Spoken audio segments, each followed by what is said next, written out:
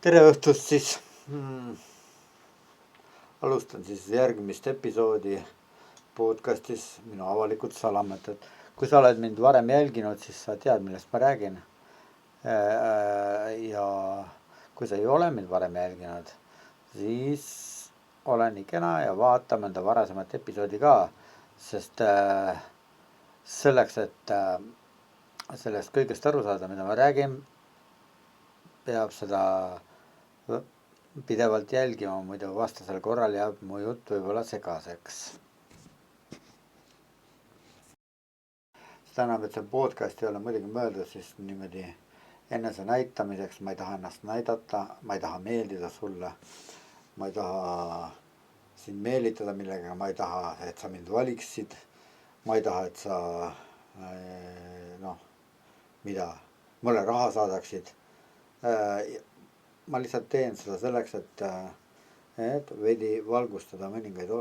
asju, mis minu arvates Eesti avalikus meediaruumis kuidagi nagu puudulikuks jääb,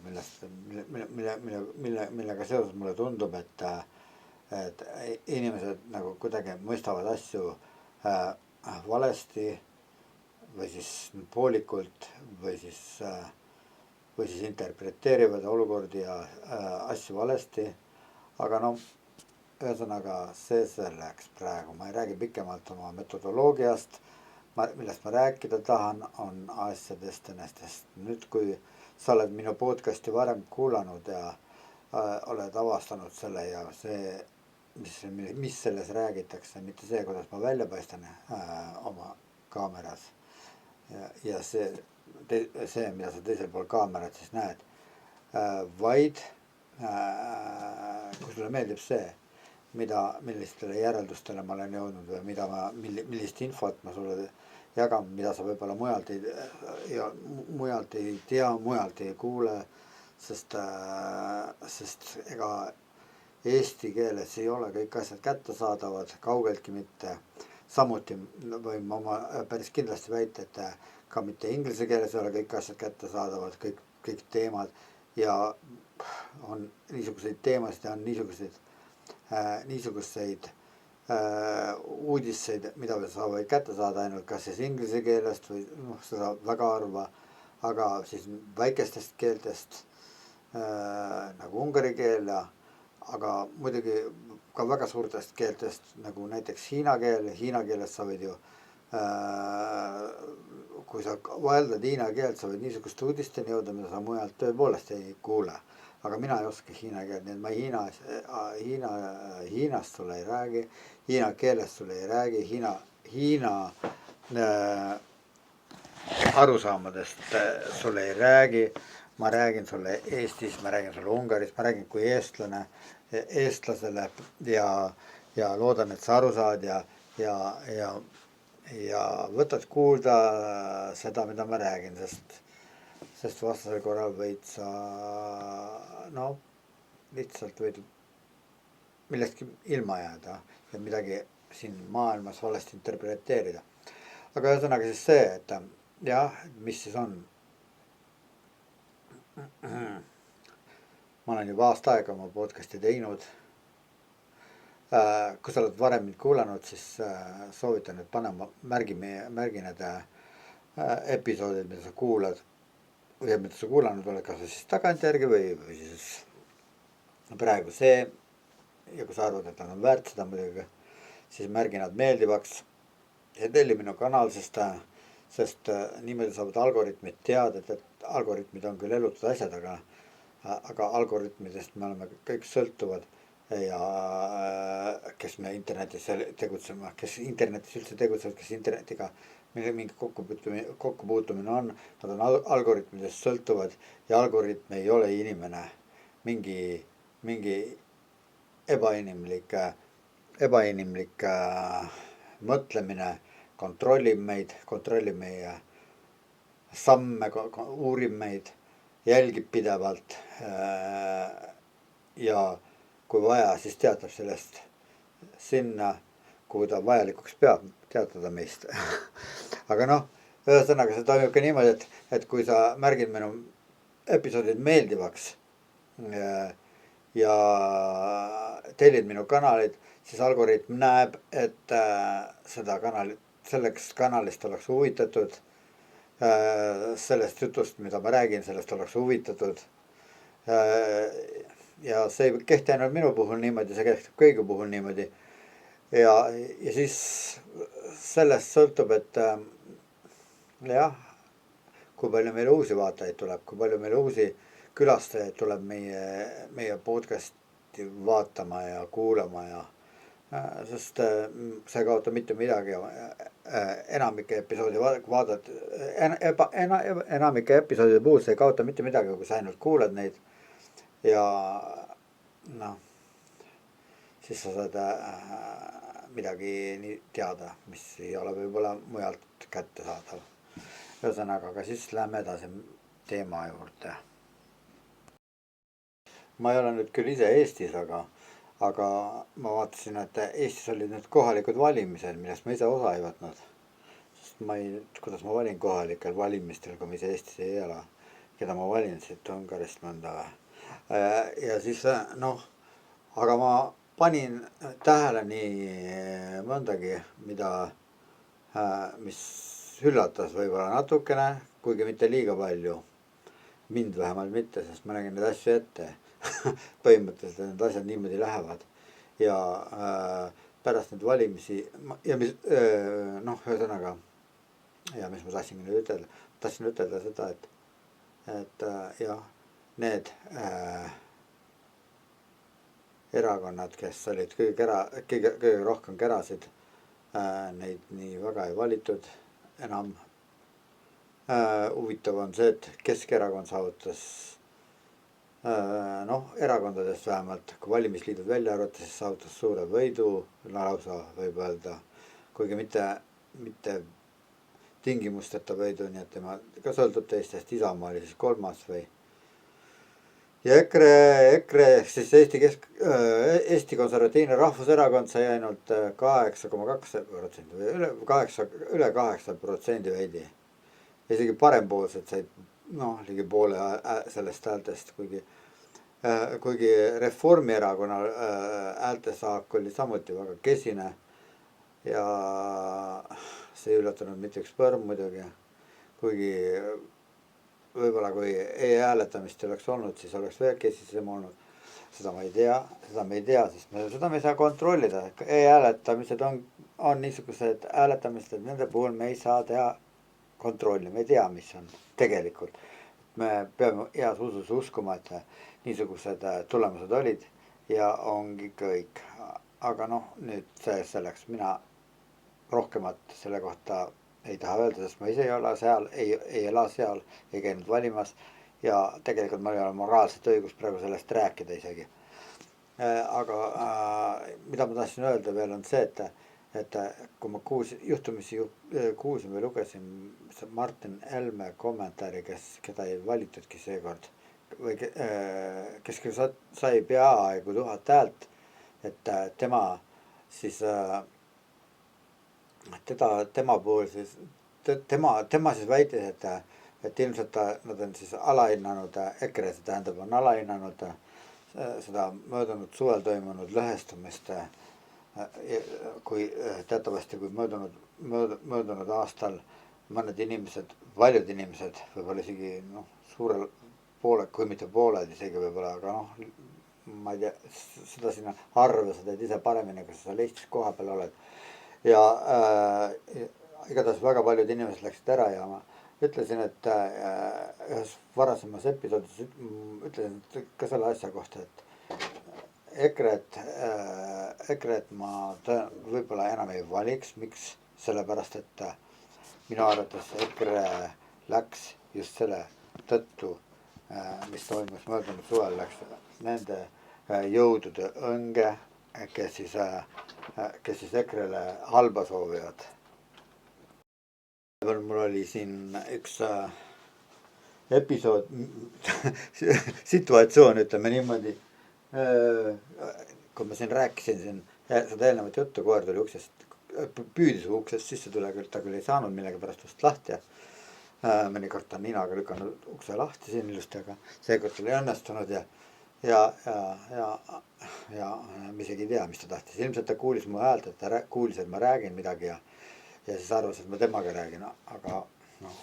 hea küll, läheme edasi. siis jah, et EKRE ei saanud nii palju hääli jah, ja miks ta ei saanud hääli, EKRE kuulas seda, mida tema vaenlased talle rääkisid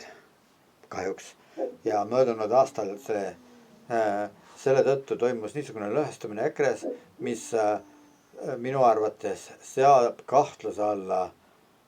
kogu EKRE olemasolu või noh, ühesõnaga ma ei tea, kas nüüd praegu nii võib välja öelda, aga noh, tulevikku igatahes küll mingil määral ja väga olulisel määral. Sest minu arvates ei ole EKRE vastutus mitte see, et nüüd mõned inimesed, kes midagi tahtsid hakata tegema, et nemad on süüdi selles, et EKRE lõhenes, et nad olid tegelikult, et neil oli plaan seal EKRE ära hävitada seestpoolt ja nii edasi. ühesõnaga, et nad olid niisugused siseagendid. noh, koer hakkas imelikku häält tegema seal, issand jumal küll. jah, nii kui ma episoodi hakkasin tegema, hakkas minu koer haukuma kergelt, ilmselt kuulis häält, siis ümbruskonna koerad kõik hakkasid uluma ja minu koer ka ulub. praegu enam ei ulu hetkel, sest vahepeal läks see situatsioon nagu mööda. nojah, hea küll, siis ma mõtlen, mis ma sellel teemal edasi räägin. ja ma rääkisin sellest, et mitte need inimesed ei ole süüdi selles, kes siis EKRE lagunem kaheks lõhestumiseks või mitte kaheks, seal oli rohkem puudumisi ja mõned läksid üle hoopis teistesse erakondadesse või siis jäid erakonnatuks erinevatesse erakondadesse, sealhulgas Keskkorda, Jaak Madison Keskerakonda. Ma ei usu küll,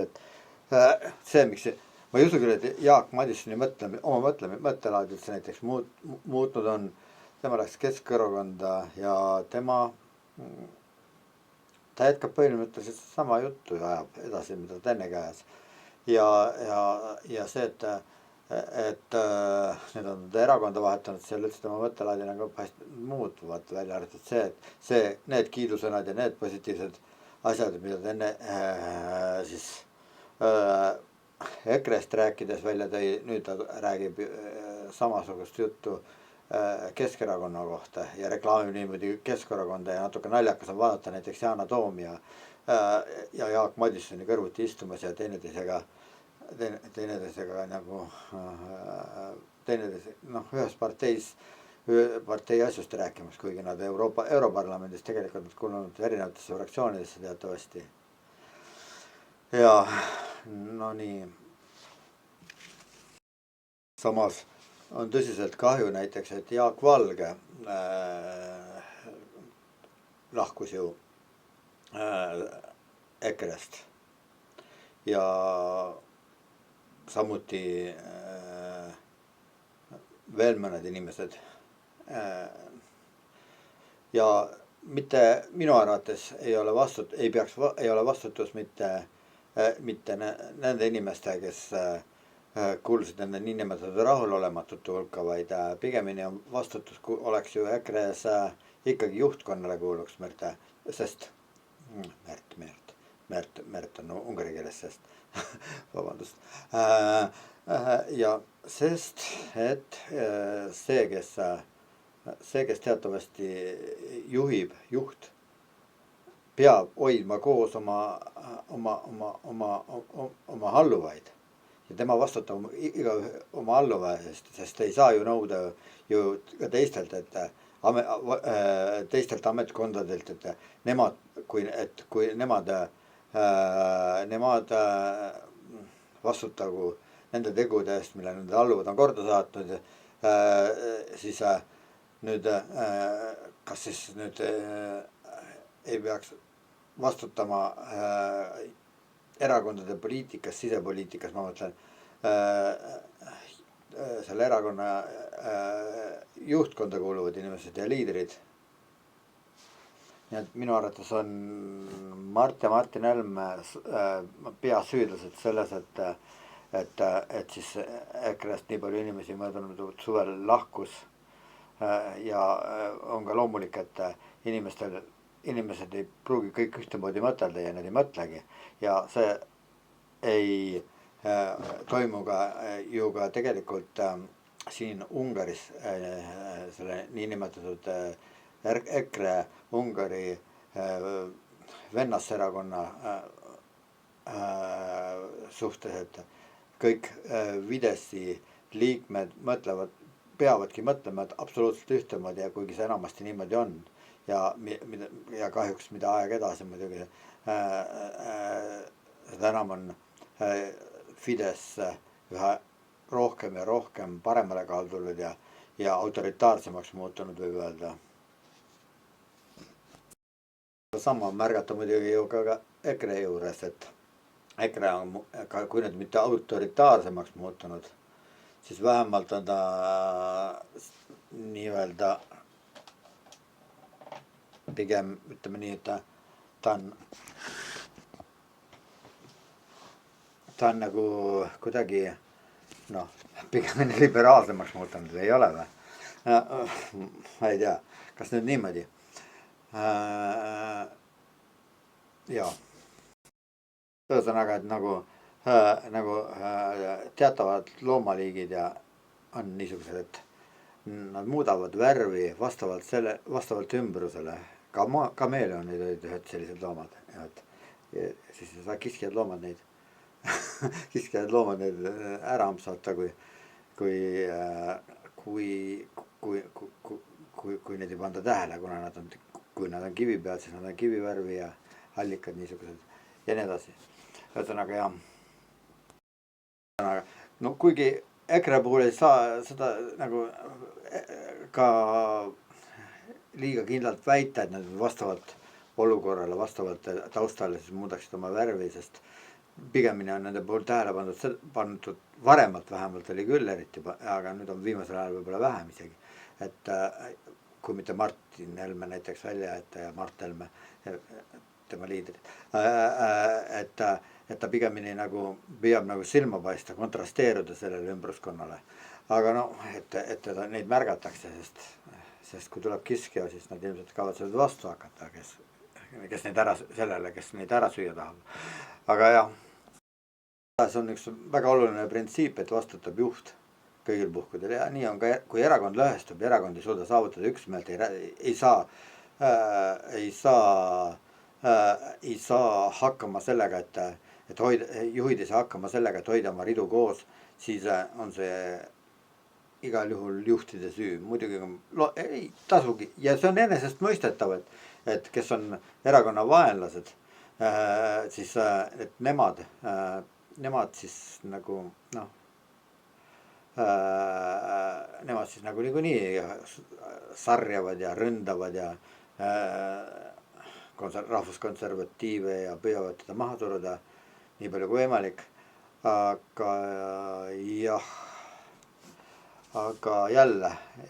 mina räägin seda nüüd kui väljastpoolt vaatleja, üks Ungaris asuv vaatleja, kes vaatab, kuidas asjad Eesti poliitikas käivad. Nii, aga nüüd on veel üks teema ju, mis on ülimalt olulised ja mis on kõigile inimestele nagu tähelepanu äratanud, et nüüd, ja nüüd, mis on nüüd teatavaks olnud pärast seda, kui Washingtonis kohtusid Ukraina president Zelenski ja Ameerika Ühendriikide president Donald Trump ja veel enne ja ühesõnaga juba pärast, tähendab mitte veel enne, vaid juba pärast seda, kui siis Zelenski oli juba sõidus Washingtoni poole lennukis või kus ta oli, sai ta teada, et Donald Trumpi kantselei on siis välja kuulutanud, et Budapestis saab veel 2 nädala jooksul toimuma kohtumine president Trumpi ja Putini vahel. Nii et see oli talle nagu külm dušš enne kohtumist Donald Trumpiga. Donald Trump võttis Zelenski küll viisakalt vastu, mitte niimoodi nagu eelmine kord, niisuguseks madinaks ei läinud, välja teda otseselt ei visatud, mitte kaudselt ka mitte muidugi. Siis kui juba pikemat aega käisid diskussioonid ja arutelud selle üle, et kuidas siis, et Ameerika Ühendriigid siis annavad Venemaa külmutatud rahade eest ostetavad Tomahawkid varsti, mis pidid nüüd ära ostetama mingil ajal. Täpselt kuupäevi ei ütle, kui no enam ei ole mõtetki nii väga vist. Et ühesõnaga, et siis, et pidi Ukrainale Euroopa Liit ostma Tomahawke. Alguses oli juttu suuremast hulgast, kui oleneb milline on see suurem hulk ja milline see väiksem, pärast taandus see 20 Tomahawki peale. Ja mille poolest on see Tomahawk, eriline Tomahawk on eriline selle poolest, et ta lendab väga madalalt, radarid ei avasta nii kergelt, ta võimeline, ta on väga täpne, ta on varustatud niisuguse tarkvaraga, millele vist ei olegi kogu ilma relvadel konkurente või kui on, siis me ei tea seda lihtsalt nii kuigi hästi, sest väga palju, mina vähemalt ei tea, ühesõnaga ma ei hakka nendest asjadesse tungima, mis ei ole minu huvi orbiiti sattunud, ma ei hakka neist rääkima. Vastasel korral ma räägiks asjad, mida ma ei tea täpselt. Aga seda ma tean, et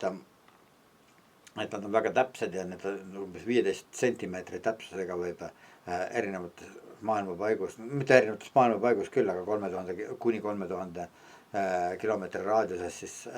objekte tabada nende Tomahawkidega. Need lendavad nii madalalt, et nüüd ei ole siis radaritel võimalik avastada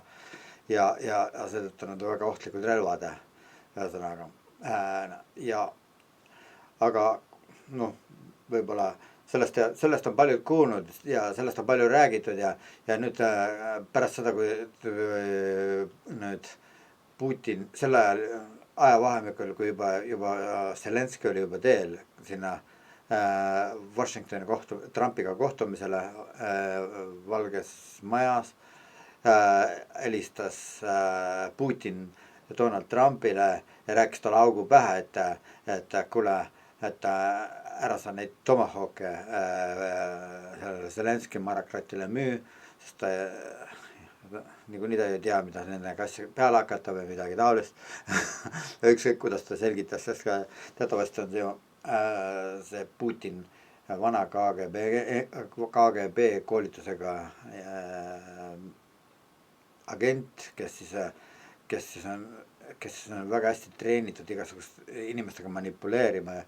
ja seekord ta suutis ära hüpnotiseerida Trumpi jälle, kes siis jõudis, sai just vahetult enne seda, kui siis nad Zelenskiga kohtusid ja tegelikult kuigi see oli sõbralik kohtumine veel, võib nimetada seda Washingtoni kohtumiseks, siiski silmnähtavaks sai see asjaolu, et kui Zelenski hakkas sõitma sinna Washingtoni poole suuremate lootustega, siis palju väiksemate lootustega tuli ta sealt Washingtonist taas tagasi ja kui oli teada saanud seda, et siis Budapestis, kuhu siis Orban siis väga viisakalt oli välja pakkunud, et Budapestis on see õige koht, kus siis saaks nad kohtuda, sest niimoodi saab Orban ja Trump saavad jälle omavahel kokku ja nii edasi. Kuigi sellest võib-olla maailma maailma meedia ei ole rohkem rääkinud. Selle tausta juurde võiks lisada veel selle, et selle teema tausta juurde võiks lisada veel selle, et siis see samune Orban ja Trump saavad väidetavalt vastavalt Ungari peaministri kantselei sõnavõttudele, mitte ainult kantselei, vaid ka välisminister Sijarto ja siis mõnede teiste valitsusel lähedal olevate isikute sõnul saab siis toimuma Washingtonis Orbani ja Trumpi kohtumine. Nii et kõik need asjad on ilmselt omavahel seoses, sest mitte midagi ei juhtu juhuslikke asju, ei saa olla niisugust asja, et juhuslikult juhtub, et nüüd juhuslikult ütles siis, kui Trump lubas Tomahawke anda Ukrainale, helistab juhuslikult Putin Trumpile, ütleb, et ära ikka neid Tomahawke sellele maarakratile Ukrainale anna, sest kes teab, mis pahandust ta võib nendega tegema hakata. Ja siis muidugi ka see, et kas siis see on juhuslik, et nüüd Orban on ka mängu seotud, kes on teatavasti ju väga anti-ukrainaliku maailmavaatega ja anti-ukrainalike selliste konkreetsete tegudegagi hakkama saanud viimasel ajal. Ja loomulikult pärast seda, kui eriti Manfred Weber ja tema rahvapartei Euroopa partei, niisugune parempoolne partei, kes siis on oma ridadesse võtnud selle Orbani konkurendi Peeter Madjari ja on ilma häbenemata sõna sel teemal, et tema soovib näha siis Orbani asemel Peeter Madjarit Ungari peavõimul ja siis seda Tisa erakonda pigem kui Fidesit. Nüüd, kas see on juhus, et siis just neil päevil siis ütles Valdai kohtumisel oli siis ütles Vladimir Putin, et vastates vist ajakirjanike küsimustele oli see, et Ungari kohta, ja Ungari eelolevate 2026. aasta valimiste kohta, et kui tema ütles niimoodi, et kui ungarlased tahavad ungarlastele püsima jääda, siis nemad valivad Viktor Orbani. Aga kui nad ei taha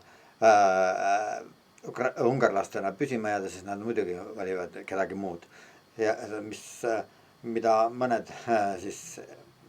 kui mitte Fideszi poliitikuid arvata ja või Fidessi meelseid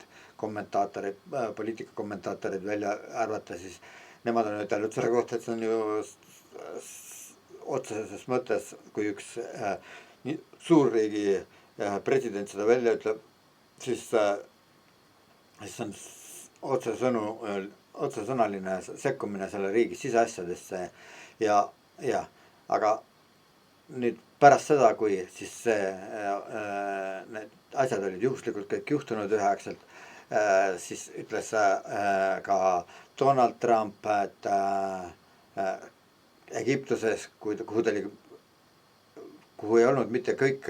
riigipead kutsutud, isegi mitte Euroopast ja palju suuremate riikide juhid ei olnud kutsutud, kui Ungari Orbani ta oli kutsunud sinna seoses sellega, et kuulutas välja siis, et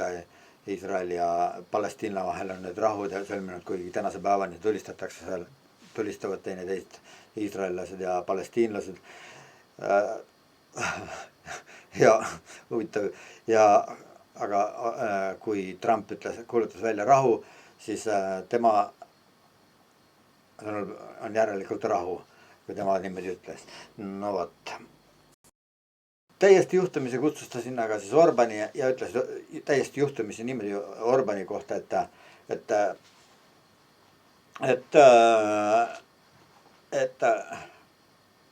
et,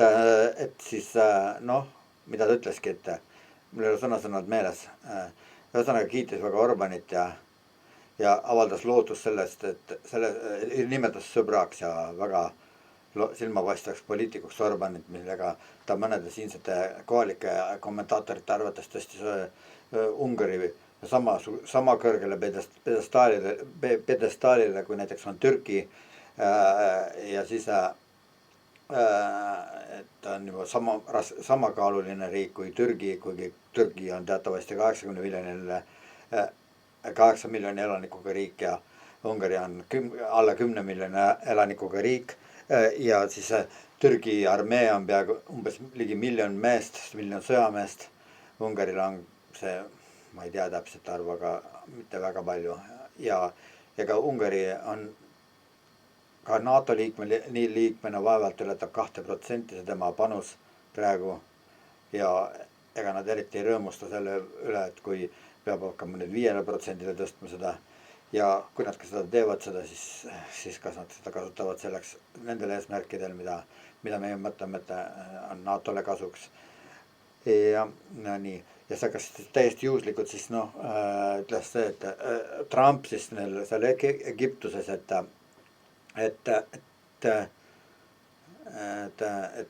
Orban on väga silmapaistev riigimees ja et ta on täitsa kindel, et Orban ka järgmisel aastal toimuvatel valimistel siis saavutab võidu ja Fidesz ja Orban jäävad võimule ka järgmiseks perioodiks, mis oli samuti paljude opositsioonipoliitikute meelest jällegi sekkumine Ungari siseasjadesse, kuna Fidesz on võimul siin, siis ega siis opositsioonipoliitikute ja opositsiooni poliitikat toetavate meediakanalite sõnumid ei saavutagi seda mõju, mida näiteks Fidesz, kui Fidesz ütleb ja Fideszit ja kui Fideszi propagandistid midagi ütlevad ja no ühesõnaga siis täitsa juhuslikult siis nüüd pärast neid sündmusi siis Putin helistas veel korra üle ütelda seda fakti, et helistas siis Donald Trumpile, et saame kokku Budapestis. Ja kui me nüüd meenutame, et juhtumis oli just enne seda, kui Trump ametisse astus, siis et juhtumisi ta kutsus sinna Mar-a-Lagosse ka Orbani ja nad rääkisid pikalt ja täitsa juhtumisi võttis kasutusele see Trump Orbani narratiivi, et Ukraina Venemaa omavahelist sõjapidamist ei tule mitte siis nagu peatada mitte sõjategevuse läbi, vaid peab see, no ühesõnaga läbirääkimiste läbi ainult on võimalik rahu luua. Ja võttis üle ja siis loomulikult noh, täitsa juhtumisi siis võttis Trump üle selle narratiivi, et tema hakkab rahu sõlmima. Alguses oli tema plaan küll, et 24 tunni jooksul niipea, kui ta presidendi ametisse astub, mis endast mõistetavalt ei õnnestunud, siis 3 päeva jooksul see ka ei õnnestunud, siis 50 päeva jooksul siis andis ultimaatumeid mitu korda ja siis nii kui see ei mõjunud Putinile, siis pikendas ultimaatumeid ja andis uusi ultimaatumeid. Endiselt räägib sellest, et Putin on ilmselgelt tema arvates rahust huvitatud ja praegugi räägib seda täiesti juhtumisi muidugi juhuslikult. Siis ju tekib rida küsimusi, et miks nii palju neid juhuslikke asju siis satub kokku ja kas siin ei ole mitte tegemist mingisuguse vandenõuga juba. No nii, vandenõuteoreetikud muidugi hõõruvad käsi kokku suurest rõõmust, kui kuulevad sõna, et vandenõu. võib-olla ei ole siiski tegu vandenõuga. nimelt nimelt oli keegi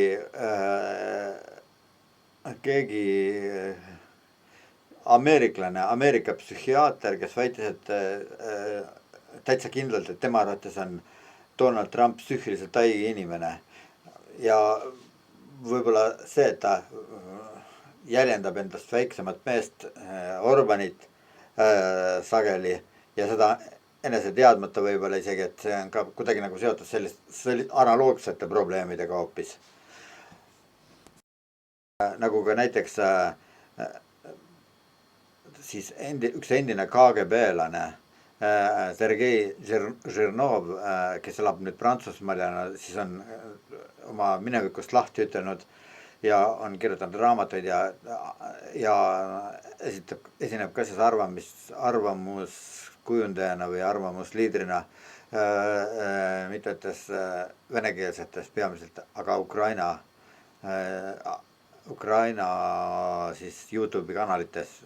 vähemalt, kui palju ta niisugustes TV-kanalites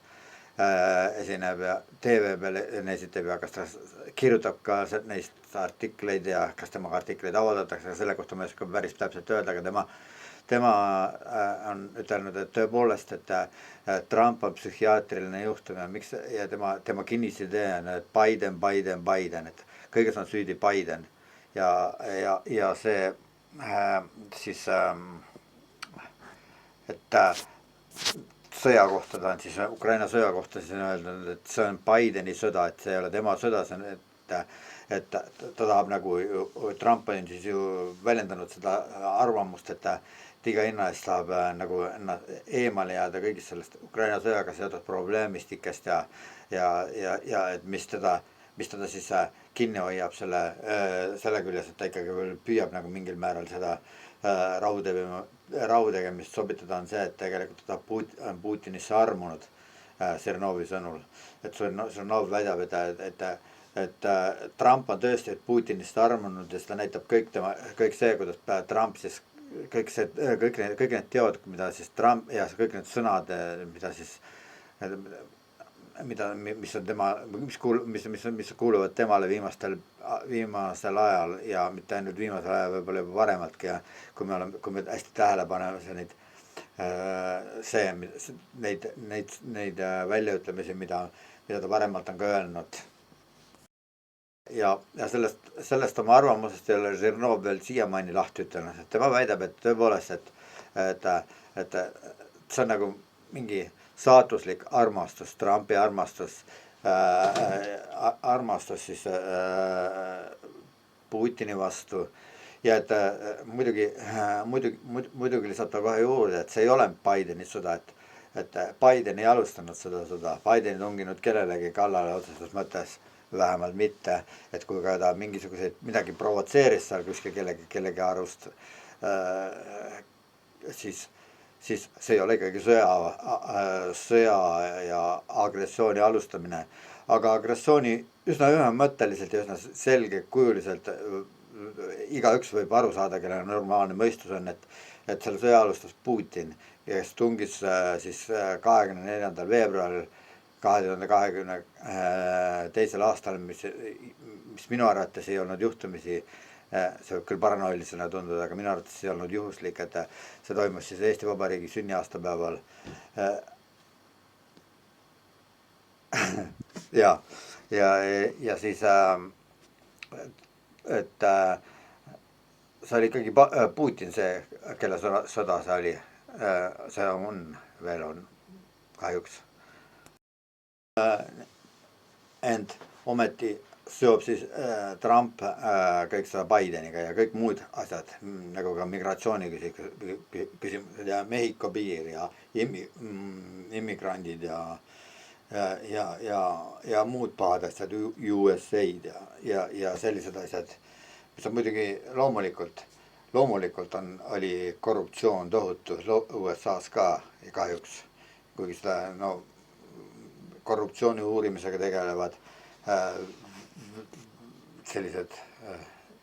institutsioonid seda niimoodi ei nimetanud kõike võib-olla ja nii edasi ja nüüd muidugi teisalt on jälle küsimus, et see, mida Trump praegu USA-s teeb, kas see kõik on hea ja kas see sellele kunagi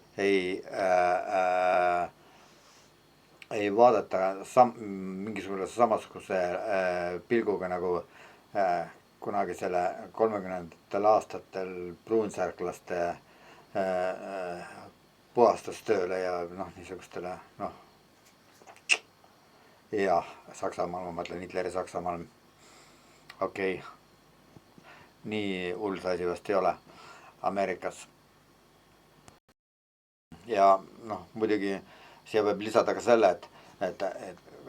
nagu paljud väidavad, et Trump on ikkagi Ameerikas rahva poolt valitud ja demokraatlikel teel valitud, aga siis need, kes seda väidavad, unustavad ära, et tegelikult ju ka Hitler valitud demokraatlikult teel ikkagi demokraatlikel valimistel oli ka Adolf Hitler valitud ja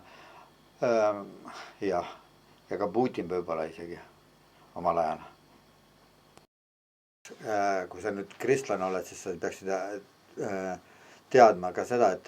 et tegelikult demokraatia ei ole